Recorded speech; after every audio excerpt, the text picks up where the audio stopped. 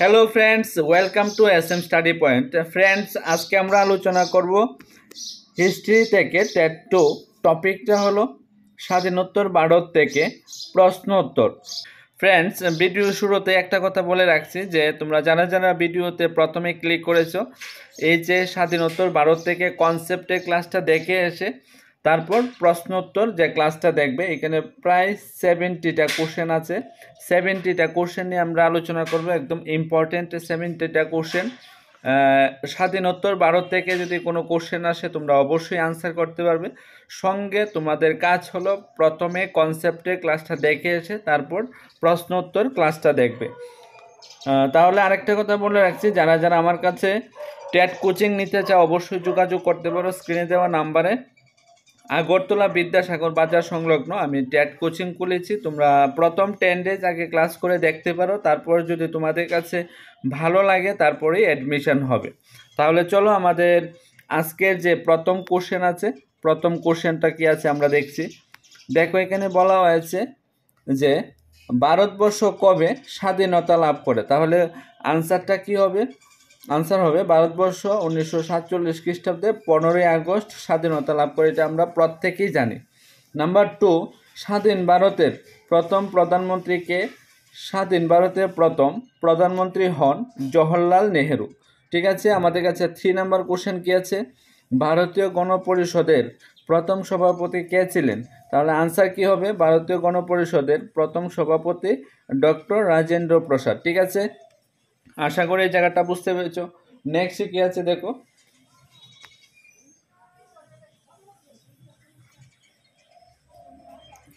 Next এখানে 4 নম্বর কোশ্চেনে বলা হয়েছে ভারতের সংবিধান কোন বছর কার্যকর হয়। যখন আমি কনসেপ্ট পড়েছিলাম বারবার এই বিষয়টা আমি বলেছিলাম, ভারতীয় সংবিধান 1950 খ্রিস্টাব্দে 26শে জানুয়ারি কার্যকর হয়।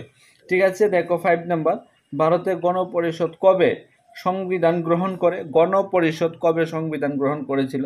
ভারতের গণপরিষদ 1949 সালে 26শে নভেম্বর সংবিধান গ্রহণ করেন। অর্থাৎ এই কোশ্চেনটা গড়িয়ে আসতে পারে যে ভারতের সংবিধান কবে গৃহীত হয়েছিল। ঠিক আছে, আমাদের কাছে 6 নম্বর কোশ্চেন কি আছে দেখো, ভারতের সংবিধান রচনা কমিটির সভাপতি কে ছিলেন?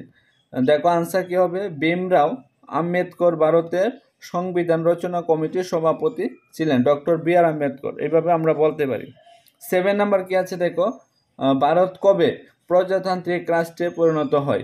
ঠিক আছে, দেখো আনসার কি হবে?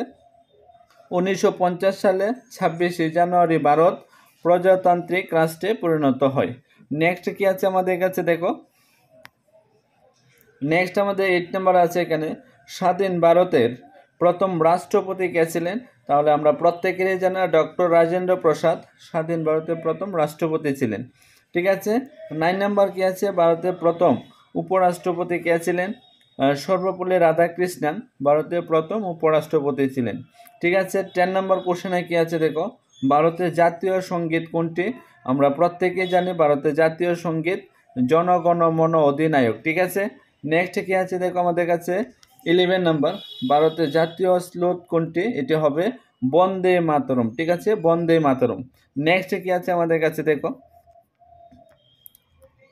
12 নম্বর, ভারতের জাতীয় প্রতীক কোনটি? এটা হবে ভারতের জাতীয় প্রতীক হলো অশোক স্তম্ভ। ঠিক আছে, অশোক স্তম্ভ। 13 নাম্বার, ভারতের সর্বোচ্চ আদালত কোনটি? ভারতের সর্বোচ্চ আদালত আমরা প্রত্যেকেই জানি সুপ্রিম কোর্ট হলো ভারতের সর্বোচ্চ আদালত। ঠিক আছে, 14 নাম্বার, ভারতের জাতীয় সঙ্গীত কে রচনা করেন? আমরা প্রত্যেকেই জানি রবীন্দ্রনাথ ঠাকুর ভারতের জাতীয় সঙ্গীত রচনা করেন। 15 নাম্বার, ভারতের রাষ্ট্রপ্রধানকে? ভারতের রাষ্ট্রপ্রধান হলেন রাষ্ট্রপতি। ঠিক আছে, 16 নাম্বার কি আছে দেখো, ভারতের পার্লামেন্টের কয়টি কক্ষ? আমরা প্রত্যেকেই জানি পার্লামেন্টের 2টি কক্ষ, একটি হলো লোকসভা আর একটি হলো রাজ্যসভা। ঠিক আছে, এখন দেখো নেক্সট কোশ্চেন কি আসে। নেক্সট কোশ্চেনে বলা হয়েছে ভারতের পার্লামেন্টের উচ্চ কক্ষের নাম কি? যেহেতু উচ্চ কক্ষ বলেছে, এটা হবে আনসার রাজ্যসভা। ঠিক আছে, নেক্সট 18 নাম্বার কি বলা হয়েছে দেখো, ভারতের পার্লামেন্টের নিম্নকক্ষের নাম কি? নিম্নকক্ষের নাম হলো লোকসভা। আমরা প্রত্যেকে জানি নিম্ন যে কক্ষটা আছে এটাকে বলা হয় লোকসভা। 19 নাম্বার, পার্লামেন্টের উচ্চ কক্ষে সভাপতিত্ব কে করেন? পার্লামেন্টের যে উচ্চ কক্ষ আছে তাতে সভাপতিত্ব কে করেন? এটা হবে উপরাষ্ট্রপতি পার্লামেন্টের উচ্চ কক্ষে সভাপতিত্ব করেন। ঠিক আছে, এখন যে আমাদের বর্তমান উপরাষ্ট্রপতি আছে জগদীশ ধনখড়। ঠিক আছে, নেক্সট কি আছে আমাদের কাছে? ভারতে কি ধরনের শাসন ব্যবস্থা প্রচলিত আছে? আনসারটা হবে ভারতে যুক্তরাষ্ট্রীয় শাসন ব্যবস্থা প্রচলিত আছে। নেক্সট কি আছে দেখো আমাদের কাছে 21 নম্বর, ভারতীয় যুক্তরাষ্ট্রীয় কাদের নিয়ে গঠিত? ভারতীয় যুক্তরাষ্ট্রীয় কেন্দ্র, অঙ্গরাজ্য ও কেন্দ্রশাসিত অঞ্চলগুলি নিয়ে গঠিত। ঠিক আছে, নেক্সট কি আছে দেখো আমাদের কাছে 22 নম্বর, ভারতের বর্তমানে অঙ্গরাজ্যের সংখ্যা কত? ভারতের বর্তমানে অঙ্গরাজ্যের সংখ্যা হলো 28। ঠিক আছে, 28, আগে 29টা ছিল, এখন হলো 28টা। 23 নাম্বার, ভারতে কি ধরনের গণতন্ত্র বিদ্যমান? ভারতে পরোক্ষ গণতন্ত্র বিদ্যমান। ঠিক আছে, 24 নাম্বার, প্রধানমন্ত্রীকে কে নিয়োগ করেন? দেখো এখানে প্রধানমন্ত্রীকে রাষ্ট্রপতি নিয়োগ করেন। আমাদের যে ভারতের প্রেসিডেন্ট আছে রাষ্ট্রপতি নিয়োগ করেন। নেক্সট কি আছে? নেক্সট আছে দেখো 25 নম্বর, ভারতের বর্তমান জাতীয় পতাকাটি কার দ্বারা ও কবে গৃহীত হয়? কি হবে দেখো, ভারতের বর্তমান জাতীয় পতাকাটি গণপরিষদ কর্তৃক গৃহীত হয়। কিভাবে? গণপরিষদ কর্তৃক 1947 সালে 22শে জুলাই। ঠিক আছে, 22শে জুলাই এটা গৃহীত হয়েছিল। 26 নম্বর, ভারতের প্রথম ও শেষ ভাইসরয়কে? দেখো আনসার কি হবে? ভারতের প্রথম ভাইসরয় লর্ড ক্যানিং ও শেষ ভাইসরয় লর্ড মাউন্টব্যাটেন। ঠিক আছে, 27 নম্বর, ভারতীয় গণপরিষদ কত খ্রিস্টাব্দে গঠিত হয়? তাহলে আনসার কি হবে? ভারতীয় গণপরিষদ 1946 খ্রিস্টাব্দে 9 ডিসেম্বর গঠিত হয়েছিল। 1946 খ্রিস্টাব্দে 9 ডিসেম্বর গঠিত হয়েছিল। 28 নম্বর, সংবিধানে কতজনের স্বাক্ষর ছিল? সংবিধানের মধ্যে কতজনের স্বাক্ষর ছিল? 284 জনের স্বাক্ষর ছিল, 284 জনের। ঠিক আছে, 284। নেক্সট কি আছে দেখো 29 নাম্বার, স্বাধীন ভারতের প্রথম গভর্নর জেনারেল কে ছিলেন?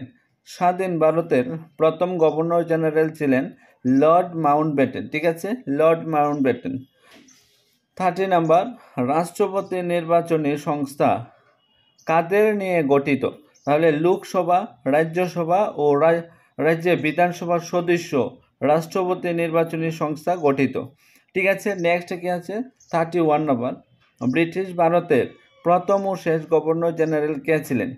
ব্রিটিশ ভারতের প্রথম ও শেষ গভর্নর জেনারেল ছিলেন লর্ড উইলিয়াম বেন্টিং ও শেষ গভর্নর জেনারেল ছিলেন লর্ড লুই মাউন্টব্যাটেন। ঠিক আছে, লর্ড লুই মাউন্টব্যাটেন।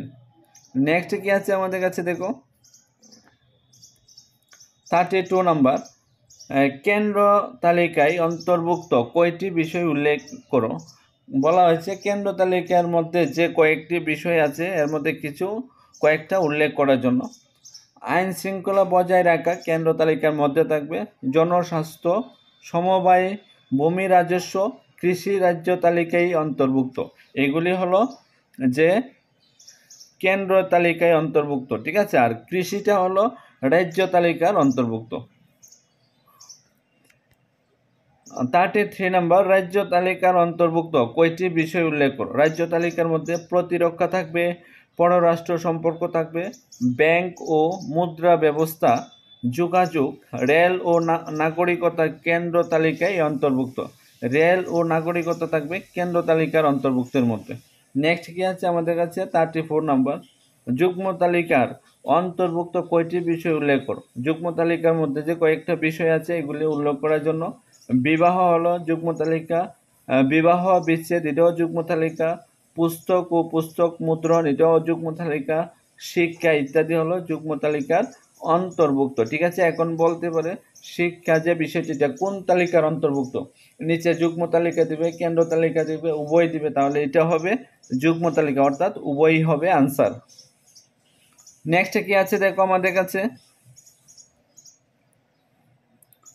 35 নাম্বার উপরাষ্ট্রপতি নির্বাচনী সংস্থা কাদের নিয়ে গঠিত? লোকসভা ও রাজ্যসভা সদস্যদের নিয়ে উপরাষ্ট্রপতি নির্বাচনী সংস্থা গঠিত। ঠিক আছে। 36 নাম্বার রাষ্ট্রপতির ক্ষমতাবলী কয় ভাগে বিভক্ত? রাষ্ট্রপতির ক্ষমতাবলী 4 ভাগে বিভক্ত। কয় ভাগে? 4 ভাগে বিভক্ত। 37 নাম্বার রাষ্ট্রপতির ক্ষমতা কি কি? রাষ্ট্রপতির ক্ষমতাগুলি হলো শাসন সংক্রান্ত, আইন সংক্রান্ত, অর্থ সংক্রান্ত ও জরুরি সংক্রান্ত ক্ষমতা। ঠিক আছে। নেক্সট কি আছে দেখো আমাদের কাছে 38 নাম্বার ভারতের প্রধানমন্ত্রী কিভাবে নিযুক্ত হন?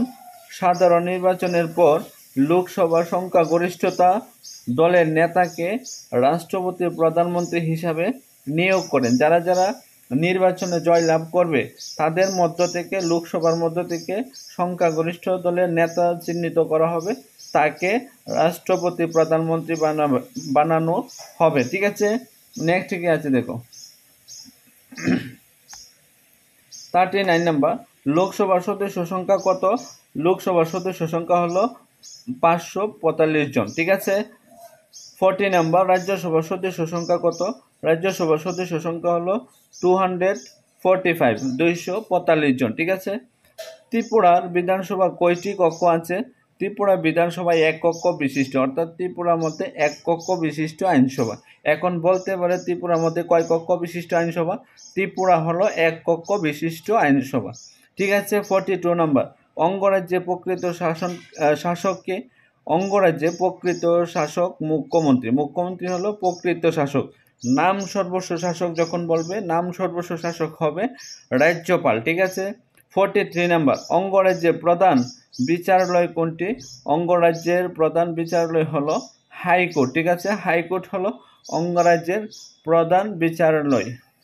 নেক্সট কি আছে দেখো আমাদের কাছে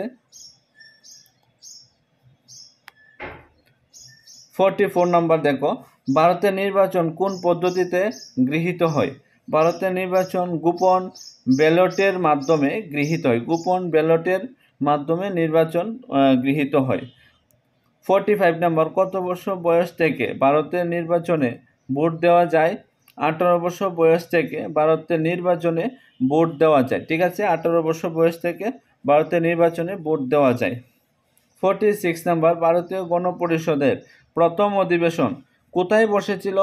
ভারতীয় গণপরিষদের প্রথম অধিবেশন বসেছিল নতুন দিল্লিতে। ঠিক আছে। নতুন দিল্লিতে বসেছিল।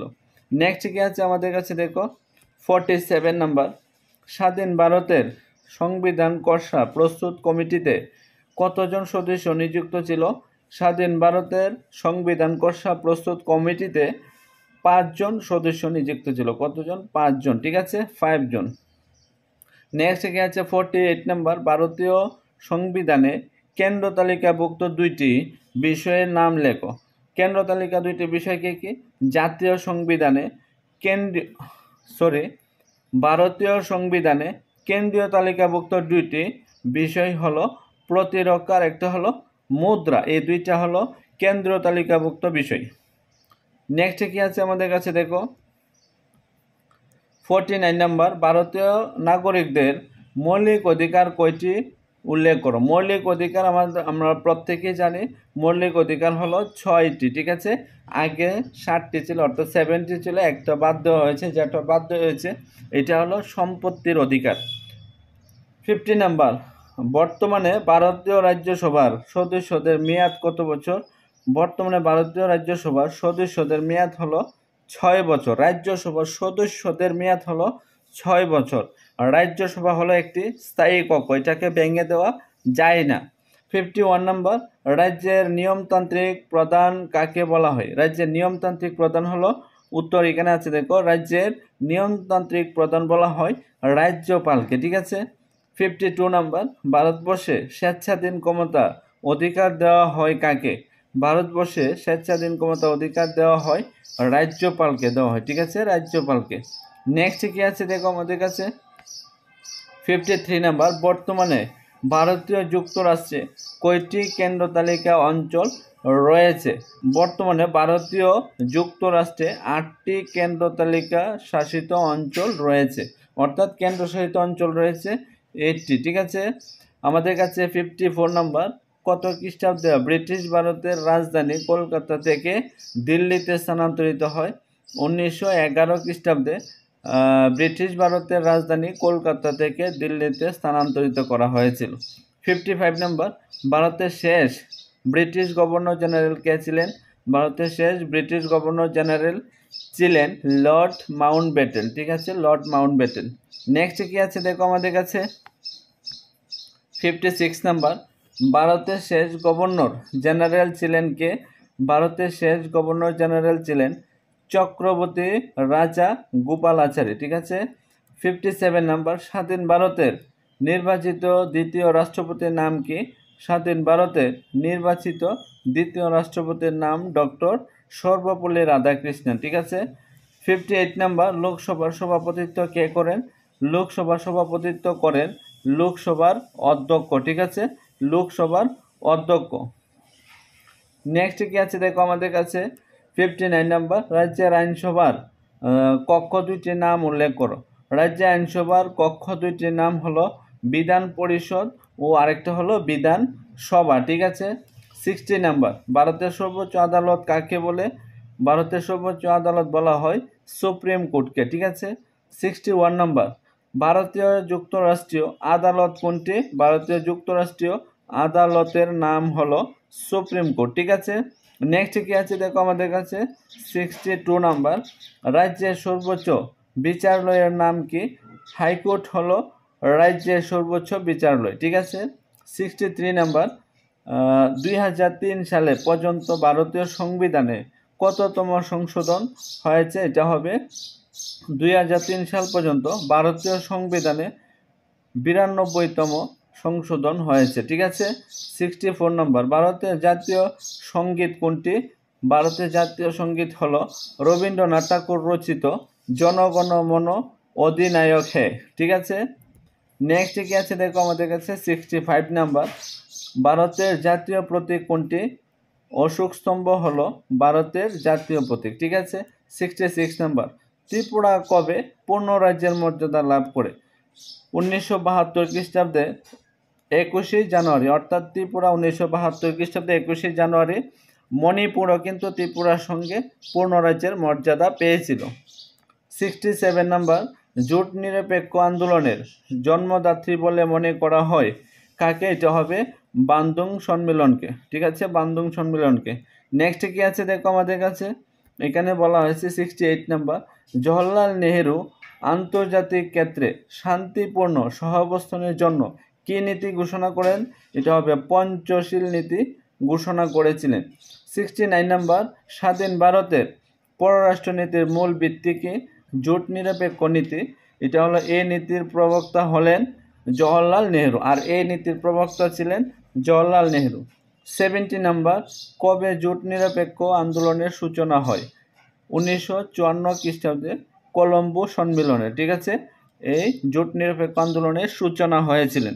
ফ্রেন্ডস, এই ছিল আমাদের স্বাধীনোত্তর ভারত থেকে প্রশ্ন উত্তর। তোমরা যারা যারা এখনও যে কনসেপ্টের ক্লাসটা দেখোনি, দেখে তারপরে এই যে প্রশ্ন উত্তরের ক্লাসটা দেখবে, স্বাধীনোত্তর ভারত থেকে কোশ্চেন আসলে তোমরা অবশ্যই আনসার করতে পারবে। এবং যারা যারা আমার ভিডিওগুলি দেখছো, তোমাদের কাছে যদি ভালো লেগে থাকে অবশ্যই এখনও যারা যারা আমার চ্যানেলটাকে সাবস্ক্রাইব করোনি অবশ্যই সাবস্ক্রাইব করে পাশে থাকা বেল আইকনে চাপ দিয়ে রাখবে একদম টপিক অনুসারে ভিডিও পেতে, এবং ভিডিওগুলি তোমাদের ফ্রেন্ড সার্কেলে শেয়ার করতে পারো এবং লাইক করবা এবং